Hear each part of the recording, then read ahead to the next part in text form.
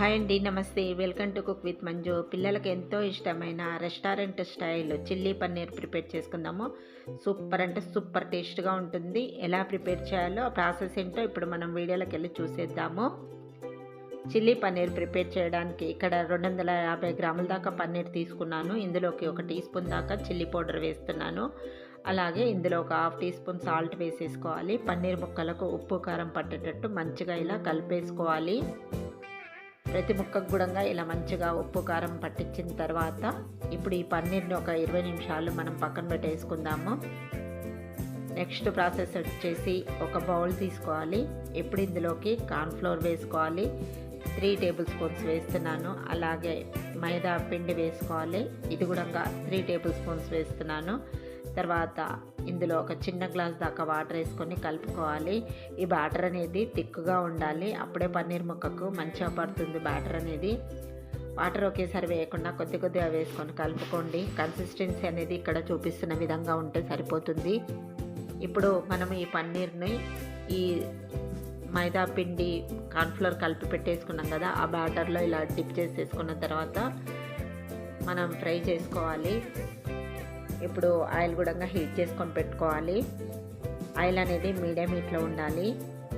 ఇప్పుడు పన్నీర్ ముక్కలు వేసేసుకోవాలి. ఆయిల్లో వేసేటప్పుడు మనం ఒకటికొకటి కొంచెం దూరంగా వేసుకున్నామంటే చక్కగా ఫ్రై అవుతాయి. ఇలా క్రిస్పీగా అయ్యేంత వరకు ఒక 2-3 నిమిషాల వరకు ఫ్రై చేసుకోండి.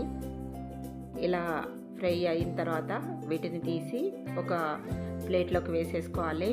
మిగతా పన్నీర్ని కూడా ఇలానే ఫ్రై చేసుకోండి.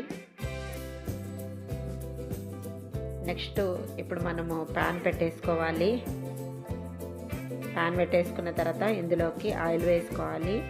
ఇప్పుడు ఇందులో మనము సన్నగా కట్ చేసుకున్న అల్లం ముక్కలు వేసుకోవాలి. అలాగే వెల్లుల్లి ముక్కలు కూడా వేసుకోవాలి. వీటిని ఎక్కువసేపు వేపొద్దు, లైట్గా వేపుకుంటే సరిపోతుంది. ఇలా కాస్త వేగిన తర్వాత ఇందులోకి కొంచెం పెద్దగా కట్ చేసుకున్న ఉల్లిపాయ ముక్కలు వేసుకోవాలి. వీటిని కూడా ఇలా కాసేపు వేపుకోవాలి. ఇప్పుడు ఇందులోనే కొన్ని పచ్చిమిర్చిని కూడా ఇలా మధ్యలోకి కట్ చేసుకొని వేసుకోండి. వీటిని లైట్గా ఇలా వేపుకోండి. ఎక్కువసేపు వీటిని ఫ్రై చేయొద్దన్నమాట. ఇప్పుడు మనం ఇందులోకి క్యాప్సికమ్ ముక్కలు వేసేసుకుందాము. నేనైతే ఇక్కడ గ్రీన్ క్యాప్సికమే వాడాను. మీరు కావాలంటే రెడ్ క్యాప్సికమ్, ఎల్లో క్యాప్సికమ్ కూడా వేసుకోవచ్చు. ఇదంతా కొంచెం ఇలా మిక్స్ చేసుకోండి. ఎక్కువగా ఫ్రై చేయొద్దు. ఇలా మిక్స్ అయిన తర్వాత ఇందులోకి 1 టీ స్పూన్ దాకా సాల్ట్ వేసుకోండి. అలాగే ఒక హాఫ్ టీ స్పూన్ దాకా పెప్పర్ పౌడర్ వేసుకోవాలి. వేసేసుకొని మళ్ళీ ఒకసారి కలుపుకోవాలి.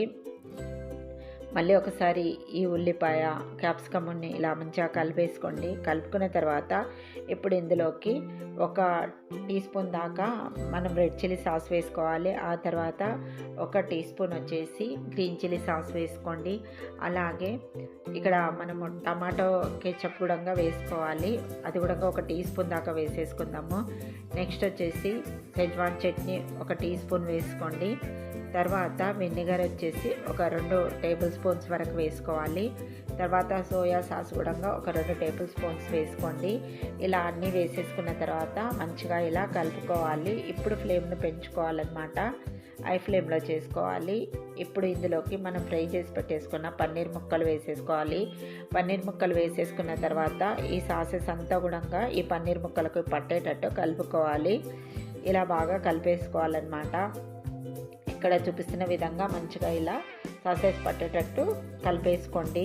ఇలా కలుపుకున్న తర్వాత ఇప్పుడు ఇందులోకి మనము కార్న్ స్టార్చ్ వేసుకోవాలి. ఇది కూడా ఒక 2 టేబుల్ స్పూన్స్ వరకు వేసేసుకోండి. వేసేసుకున్న తర్వాత మళ్ళీ ఒకసారి మంచిగా ఇలా కలుపుకోవాలి. ఇక్కడ చూపిస్తున్న విధంగా మంచిగా ఇలా కలిపేసుకోండి. చూసారు కదా, ఇలా కలిపేసుకున్న తర్వాత దించే ముందు మనము ఇందులోకి స్ప్రింగ్ ఆనియన్స్ వేసుకుందాము. ఇలా కొంచెం ఇలా సన్నగా కట్ చేసుకొని వేసేసుకోవాలి. స్ప్రింగ్ ఆనియన్స్ వేసేసుకొని మళ్ళీ ఒకసారి కలిపేసుకోవాలి. అంతే అండి, మనకు restaurant style chilli paneer ready అయిపోయింది. సింపుల్గా చేసుకోవచ్చు ఇంట్లోనే. చాలా అంటే చాలా టేస్టీగా ఉంటుంది.